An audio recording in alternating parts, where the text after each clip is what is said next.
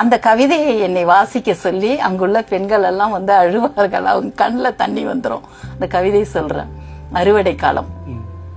அள்ளுபகல் உழைப்பவளை அடிக்க கைய நீட்டாதையா, சீக்கிரமா சமைச்சு தர சிடுசிடுன்னு பேசாதையா, கழுத்தை கட்டி தூங்குகிற கண்மணிக்கு ஆதரவா துணி மூட்டை தலையணைய துணையாக சேர்த்து வச்சு உங்களுக்கு முன் எழுந்து உழைப்பவளை வையாதையா, கஞ்சி கொஞ்சம் ஊத்திக்கிட்டு கதிர இருக்க போகும்போது கோழி கூட கூவுதில்ல, கொடுமைய நான் என்ன சொல்ல, கொட்டுகிற பனியில குனிஞ்சி அறுக்கையில அடிவயிரும் நடுங்குதையா, ஆரிடத்தில் இதை சொல்ல, புள்ளகுட்டி போதும்னு பண்ணிக்கிட்ட ஆபரேஷன் கதிரை அள்ளி போட்டு தூக்கையில முள்ளு போல குத்துதையா, மூச்சு விட திணறுதையா, காலையில போகையில கஞ்சி தண்ணி குடிச்சானோ, பள்ளிக்கூடம் போன மகன் பத்திரமா இருப்பானோ, கண்ணான அவனை எண்ணி கண்ணும் தண்ணி வடிக்குதையா, களத்துல கட்டுடைத்து கச்சிதமா நெல்லுதிர்த்து காத்து ஒரு நேரம் பார்த்து தூத்தி முடிக்கும் முன்னே கண்ணுல விழுந்த தூச நின்னெடுக்க நேரம் ஏது, கொட்டி குமிஞ்ச நெல்லில் கொடுத்த கூலி வாங்கிக்கிட்டு குறுகலான வரப்பு வழி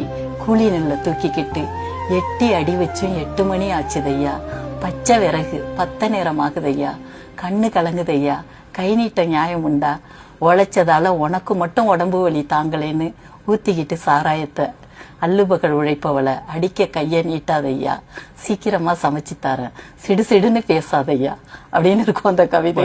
இந்த கவிதை கேட்கிறப்ப எங்களுக்கும் வந்து அழுகை ஏற்படுதுமா? ஆமா, அதுக்கு வந்து என்ன நான் கிராமத்துல இருக்கும்போதே இதை எழுதிட்டேன். என்னை வந்து வாசிக்க சொல்லுவாங்க, பள்ளிக்கூடத்து பாப்பா அப்படின்னு கூப்பிடுவாங்க ஜனங்கள்லாம். நீங்க இந்த கவிதையை சொல்லுங்க பாப்பா, எப்படிமா இப்படி எழுதுனீங்க அப்படிலாம் கேட்பாங்க. இது ஏதோ கற்பனையோ பொய்யோ இல்லை, அவங்க சொல்ற விஷயங்கள் நான் பார்த்த விஷயங்கள் அப்படிதான். அதனாலதான் அப்பதான் நான் கண்டுபிடிச்சேன் கவிதைக்கு மெய்தான் அழகு.